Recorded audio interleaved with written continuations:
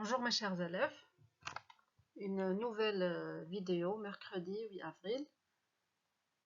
Notre leçon c'est l'orthographe aujourd'hui et notre leçon ça va être le pluriel des noms composés.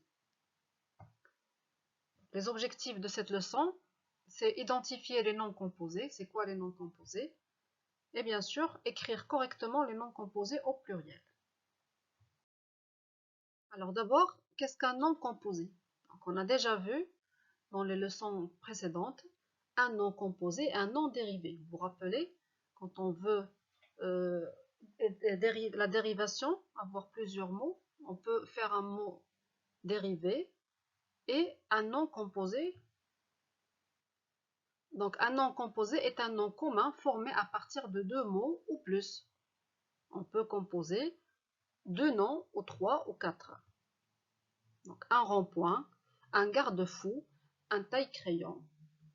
Donc ce sont des mots composés, des noms composés.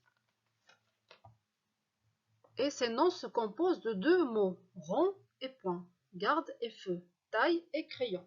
C'est pour cela qu'on les appelle des noms composés. Ils sont composés de deux mots et bien sûr il y a un trait d'union qui les unit. Un abat-jour, lave-vaisselle, sèche-linge, porte-fenêtre, porte-monnaie, ce sont des noms composés de deux mots. Un arc-en-ciel, un va-et-vient. Donc remarquez ici, il y a trois mots. Un arc, premier mot, en, une préposition, deuxième mot, et ciel, le troisième mot. Va et vient, la même chose. Donc ces noms-là, ils se composent de trois mots. Donc tout ça, on les appelle des mots composés. Et bien sûr, on peut avoir même quatre mots. Alors le nom composé peut être formé de quoi? Un nom composé, s'il y a deux mots, on va voir, il est formé de quoi? On peut trouver deux noms. Une auto-école. Donc, un nom et un adjectif, un coffre-fort. Donc, deux noms, ça veut dire le premier mot est un nom, le deuxième est un nom aussi. Auto, c'est un nom. École, c'est un nom. On peut trouver un nom et un adjectif. Un coffre-fort. Le coffre, c'est un nom. Fort, c'est un adjectif. Ou bien un adjectif et un nom. L'inverse. Un rond-point. Rond, c'est un adjectif, et le point, c'est un nom. Un verbe et un nom. Un taille-crayon. Donc taille, ça vient du verbe tailler. Donc tailler. Et crayon, c'est le nom. Deux verbes qui se suivent. Laisser passer, un laisser-passer. Aussi, ce sont deux verbes. Un adverbe et un nom. Une arrière-boutique. Un adverbe et un nom. Une arrière-boutique. Une préposition et un nom. Préposition, un son. Son, c'est son. C'est une préposition sans abri. Quelqu'un qui n'a pas où habiter. Comme les SDF, on les appelle des sans-abri. Un sans-abri. Donc ces mots-là, ce sont des mots composés. Alors, comment maintenant mettre les noms composés au pluriel? Il y a une règle à suivre pour mettre ces noms composés au pluriel. D'accord?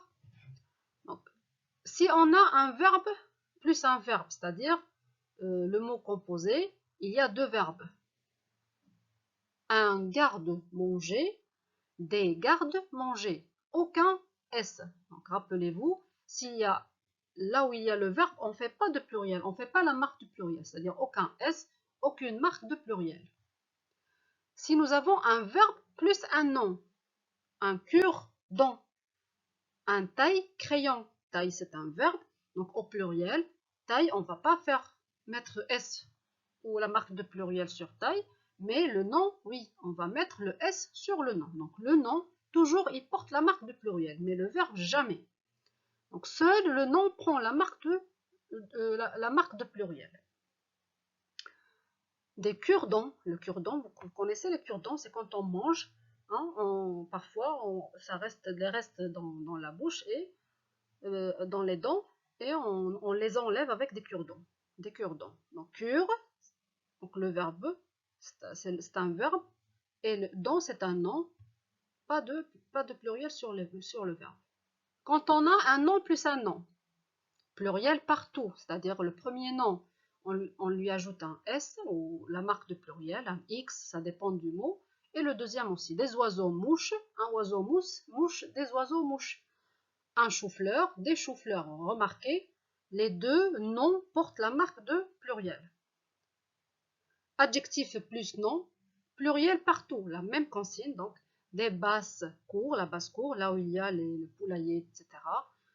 Des grands-mères, les grands c'est adjectif, mère c'est un nom, donc les deux prennent un S de pluriel. Donc là, si on veut récapituler, on va dire que là où il y a le nom et l'adjectif, ça porte toujours la marque de pluriel. Là où il y a le verbe, l'adverbe, la préposition, jamais la marque de pluriel. Donc, là, quand il y a deux verbes, etc., c'est toujours invariable, ça ne change pas. Maintenant, s'il vous plaît, vous allez vous entraîner. Alors, j'aimerais bien que vous preniez les ardoises à côté et faites-moi cet exercice en 1 minute ou 2, pas plus. Alors, trouvez les mots composés dans ces phrases. Trouvez les mots composés dans ces phrases. Je vais vous donner des phrases et vous allez vite fait entourer ou bien écrire sur l'ardoise juste le mot composé, d'accord? C'est très facile. Allez, ton haut-parleur ne fonctionne plus. Cherchez le mot composé et entourez ou soulignez-le ou écrivez-le sur l'ardoise. Un laissez-passer est exigé pour passer le contrôle routier. L'essuie-glace est indispensable quand il pleut.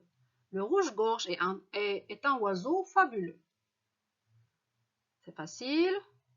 Où sont les mots composés? Donc, juste quand on voit, juste avec la forme, on remarque que ce sont des mots composés.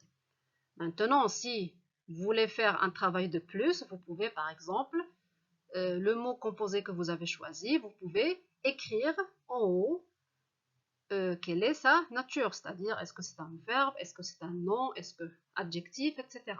D'accord? La correction maintenant. Vous êtes prêts? Alors là, la première, c'est haut-parleur. Le haut-parleur, vous savez, un haut-parleur, quand on veut parler, c'est pour comme un micro pour faire un peu de son, plus de son. Donc, haut-parleur, un haut-parleur.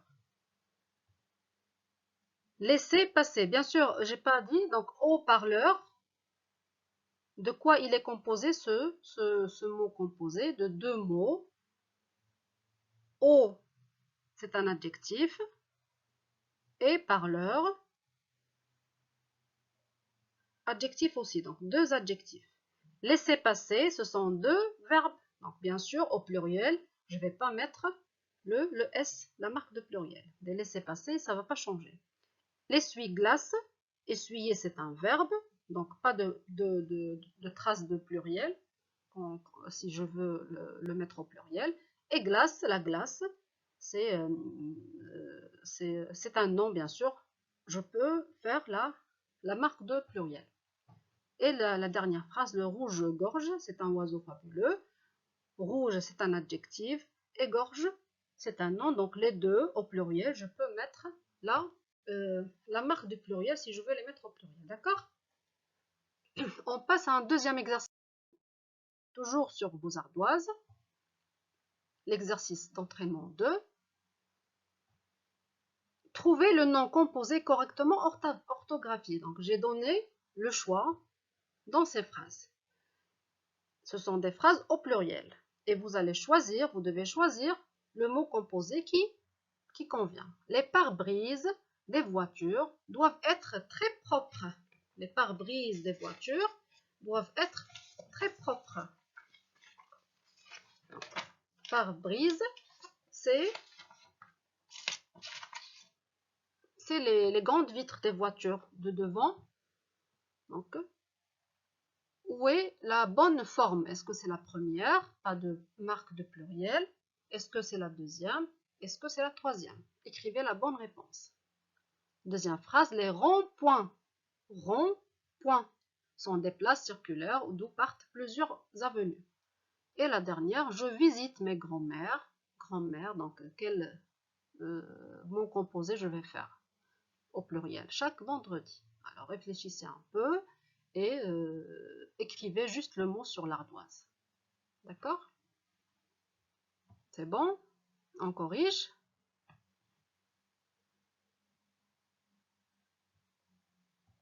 Alors, la première, les pare-brises. Par, parer. Parer, c'est un verbe.